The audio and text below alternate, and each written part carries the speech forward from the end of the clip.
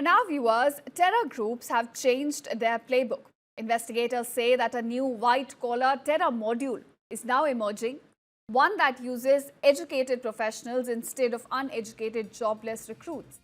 And in fact, the Red Fort blast on 10th of November, which killed about 12 people, is being linked to this network of doctors, professors, engineers, each assigned a specific role in this terror plot. Now, probe agencies claim that the suicide attacker who drove the explosive-laden I-20 was not a foot soldier, but in fact a trained doctor named Umar. And the findings do not stop there. News 9 has now accessed the academic records of Dr. Adil as well. Remember, he was arrested from Saharanpur.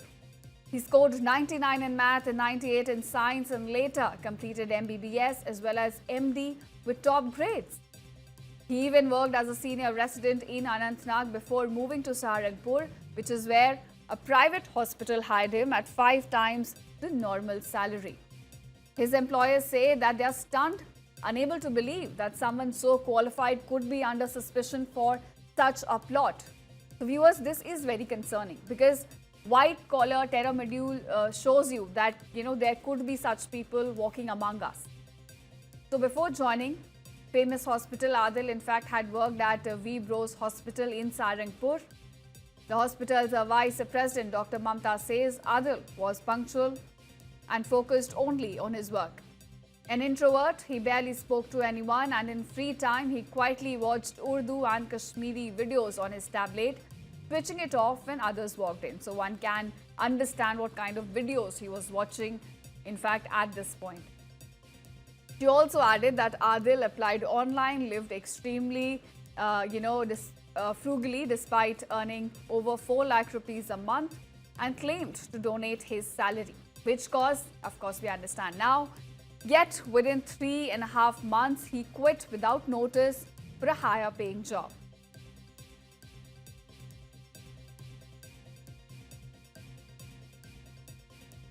Lal Qila blast से जुड़े आतंकी आदिल का सहारनपुर में ठिकाना famous hospital था। यहां पर वो कैसे पहुंचा, किस तरह का व्यवहार था, बताने के लिए हॉस्पिटल के डायरेक्टर जो मनोज जी हमारे साथ हैं, कैसा व्यवहार था और आपसे कैसे जुड़ा हो? सर, हमारे यहाँ जनवरी फरवरी में एक मेडिसिन की पोस्ट खाली थी कंसल्टेंट की। इसी साल हमारे यहाँ डॉक्टर अंकुर चौधरी हैं जो सर्जन हैं। वो पहले वीब्रोस हॉस्पिटल है दिल्ली रोड पे, उसमें काम करते थे और डॉक्टर अदिल भी वहाँ काम करते थे। तो मुझे डॉक्टर अंकुर चौधरी ने सजेस्ट किया कि वहाँ पे एक डॉक्टर अदिल हैं, अगर आप उनसे बात करोगे और अच्छी सैलरी दोगे तो शायद वो आ जाएं। उनका नंबर लेके मैंने डॉक्टर अदिल को अप्रोच किया और उन्होंने भी मेरे को यही बोला कि सैलरी पे ही हमारी बात हुई। बाकी मैं खुद आश्चर्यचकित हूँ कि इतना हाईली स्किल्ड, जो 100 में से 99 नंबर लाने वाला आदमी हो, जिसके रिसर्च पेपर पब्लिश हो, वो रेडिकुलाइज कैसे हो सकता है। ये मतलब हम समझ नहीं पा रहे हैं इस चीज़ को कि वो कोई अनपढ़ या वैसा व्यक्ति हो छोटे तबके का, वो ऐसी घटना में संलिप्त हो। तो यही देखते हुए हमने उसको अपॉइंटमेंट दिया एज ए फिजिशियन और उसने उतनी ही काबिलियत से यहाँ पे काम किया। बहुत समय में उसने मरीजों को ठीक करना, उनका इलाज करना, उनसे कनेक्ट होना और ओपीडी आईपीडी बहुत अच्छे से उन्होंने बढ़ा दी थी अपनी।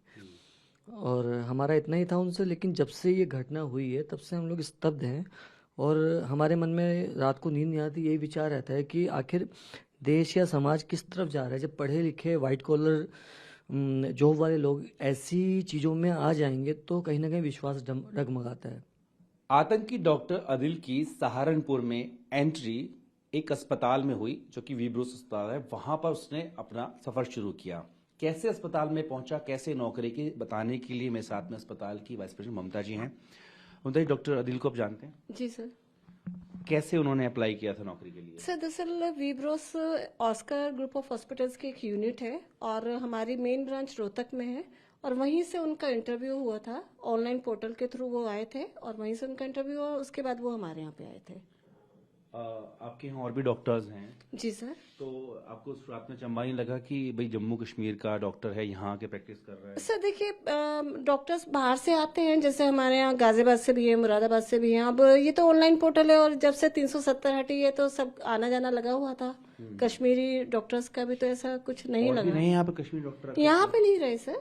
वैसे सभी ब्रांचेस में सभी इधर उधर रहते ही हैं, जैसे यहाँ पे भी हैं, दूसरे डॉक्टर भी हैं दूसरे हॉस्पिटल्स में, तो उसका कोई अचंभित वाली बात भी नहीं थी। अदिल कितने टाइम के लिए यहाँ पर रहे? सर यहाँ पे वो 2.5 से 3 महीने के लिए रहे जी। उस दौरान कोई कश्मीरी डॉक्टर या कोई और लोग आए यहाँ पे? नहीं सर, यहाँ पे कोई नहीं आता था उनसे मिलने के लिए, क्योंकि उनकी ज्वाइनिंग 24 नवंबर 2024 की थी और 5 मार्च में वो हमारे यहाँ से चले गए थे, तो इस बीच में उनका कोई ऐसा लिंक था नहीं जो यहाँ पे आता था।